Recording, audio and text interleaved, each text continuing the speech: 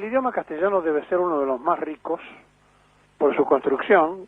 Tenemos antónimos, parónimos, sinónimos, una riqueza absoluta, más allá de que nuestra población más joven tiene muy reducido su vocabulario y que además utiliza para reemplazar palabras a cuestiones incorporadas de otros idiomas, como el cero muerto, que es el ok norteamericano, o la palabra boludo, que tiene que ver, boludos y pelotudos, con quienes eran los que en la primera línea de fuego tiraban piedras y producían el ataque de la infantería, algo así como una especie de retaguardia. Es decir, los que tiraban las bolas de piedra y los que iban al pelotón.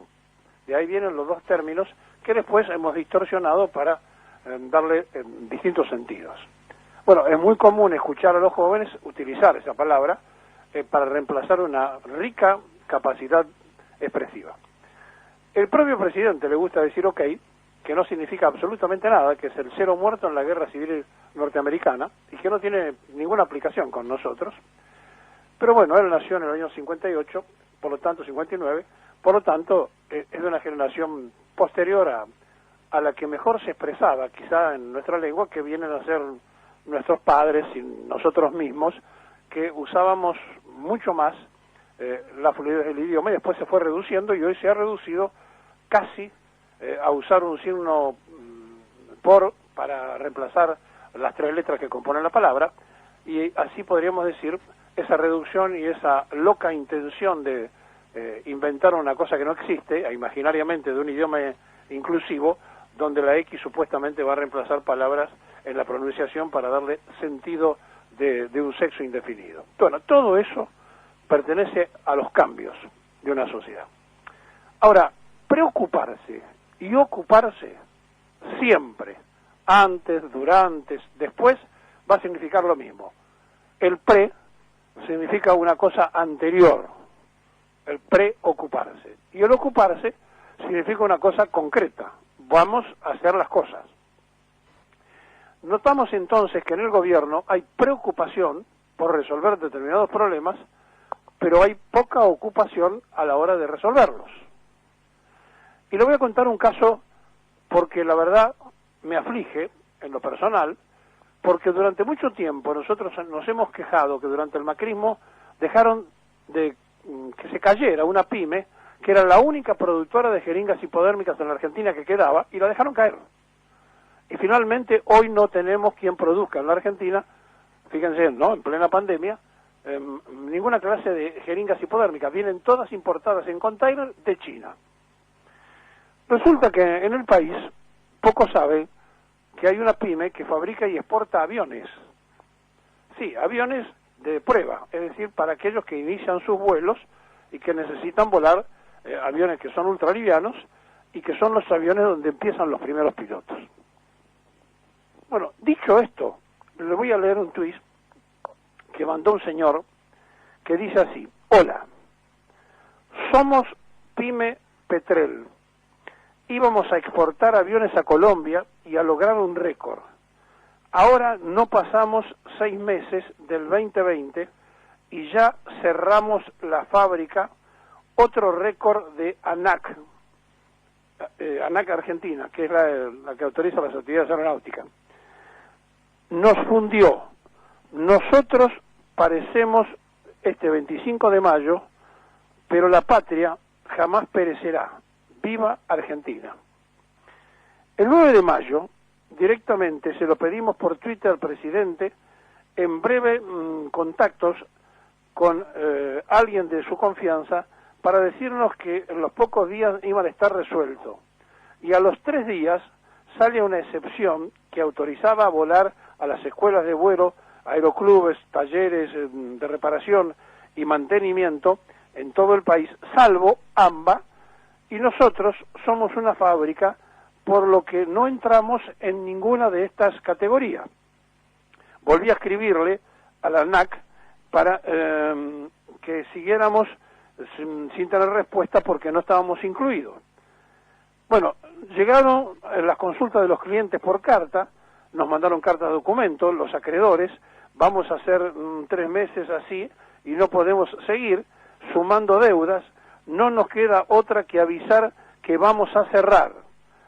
¿Qué sentido tiene una fábrica de aviones que no pueda volar sus mismos aviones? Sintetiza quien escribe esto. La fábrica es la única de este tipo en el país, especializada en aviones certificados en el país y en la región como livianos y ultralivianos, y pone los datos donde se puede chequear esto, y livianos deportivos también. En China, Irán, República Checa, Estados Unidos, estas empresas fabricantes de ISA y de Vila cuentan con apoyo nacional y su valor estratégico en la capacitación de los pilotos.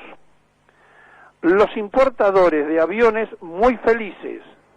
Muchas gracias a la ANAC Argentina por fundir a la única empresa nacional de aviones de instrucción y facilitarle el negocio a la importación.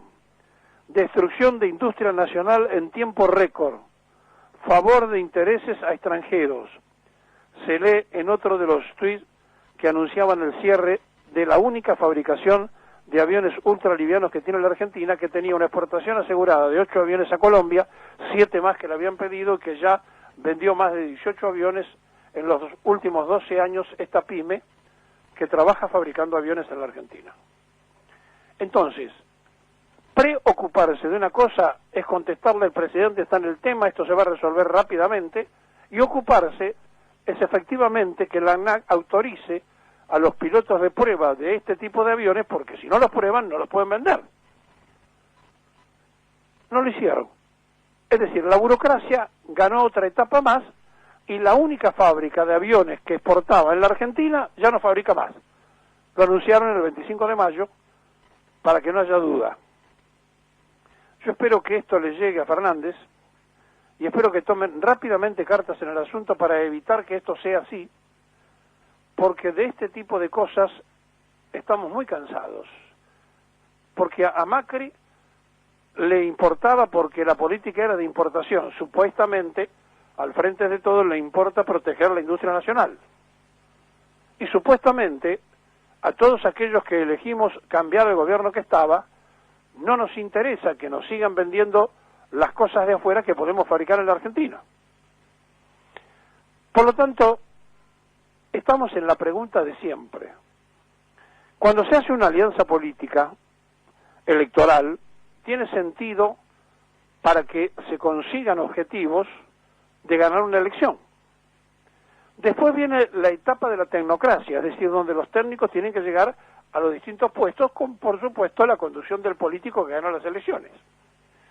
Ahora, cuando se congelan los lugares como hizo el gobierno por 180 días y las segundas y terceras líneas de los ministerios pertenecen al gobierno anterior, y tenemos 21 ministros que no tienen ningún sentido, lo dijimos el primer día, para poder conformar la alianza electoral y dar cabida, supongo yo, a distintas manifestaciones que la integraron, y nos encontramos que prácticamente no existen los ministros porque, salvo el de salud, que está por supuesto todos los días en noticias, salvo el de desarrollo social, que aparecía como el más activo, pero resulta que le falta un capítulo, que es la logística, porque una cosa es querer hacer las cosas, preocuparse para dónde se va a comprar el alimento, y otra cosa es que el alimento le llegue a la gente.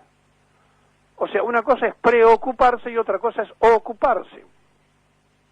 Ahora, si los que se tienen que ocupar pertenecen al tiempo anterior, va a ser muy difícil que los que se preocupan arriba encuentren el resultado deseado, porque los que se deben ocupar se ocupan mal o no se ocupan.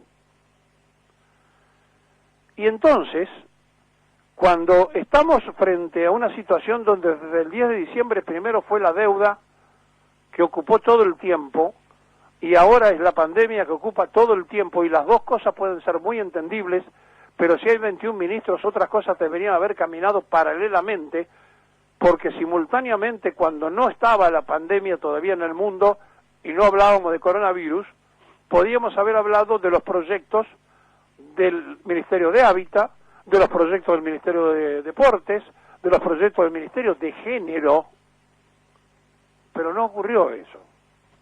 Entonces, la pregunta es si nos vamos a ocupar o nos vamos a preocupar?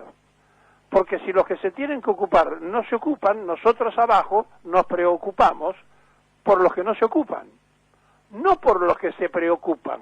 Yo estoy seguro que el presidente se preocupa por estas cosas, pero estoy seguro que los que le siguen a la línea sucesoria no se ocupan. Y entonces, ¿cómo se resuelve?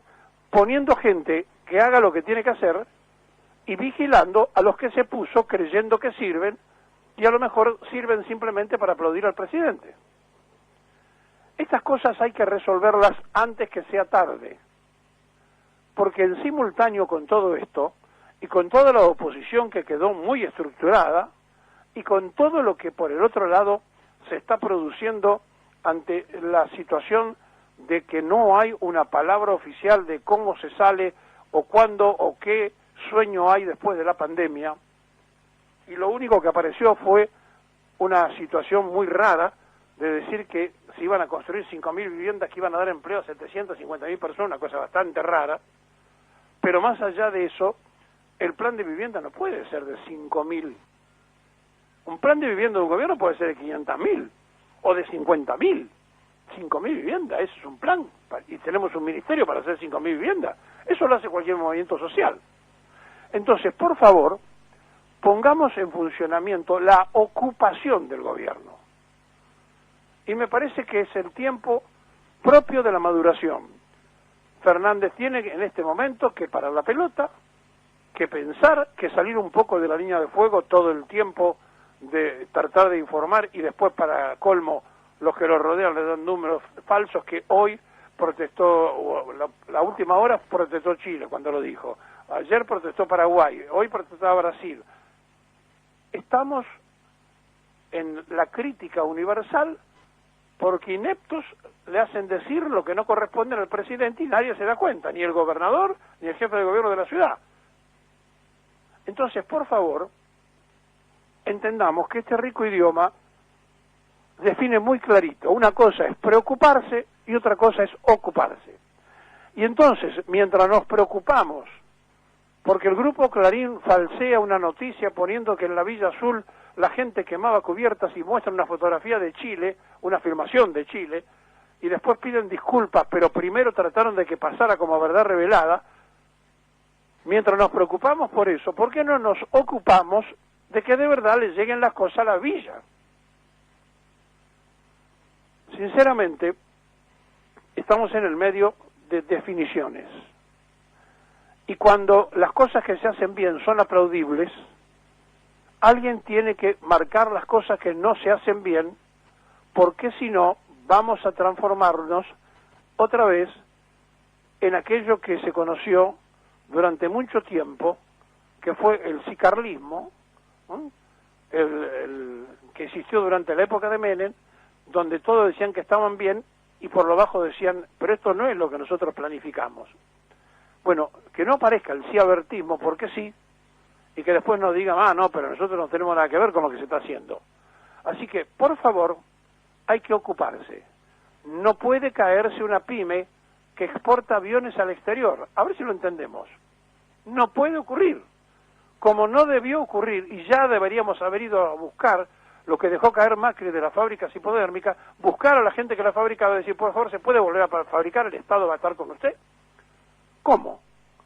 ¿Podemos pagar la mitad de los sueldos de Bulgeroni? ¿Y no podemos salvar una pyme que exporta aviones? Es muy rico el idioma. Una cosa es preocuparse y otra es ocuparse. Por favor, ocúpense en los ministerios de lo que se tienen que ocupar.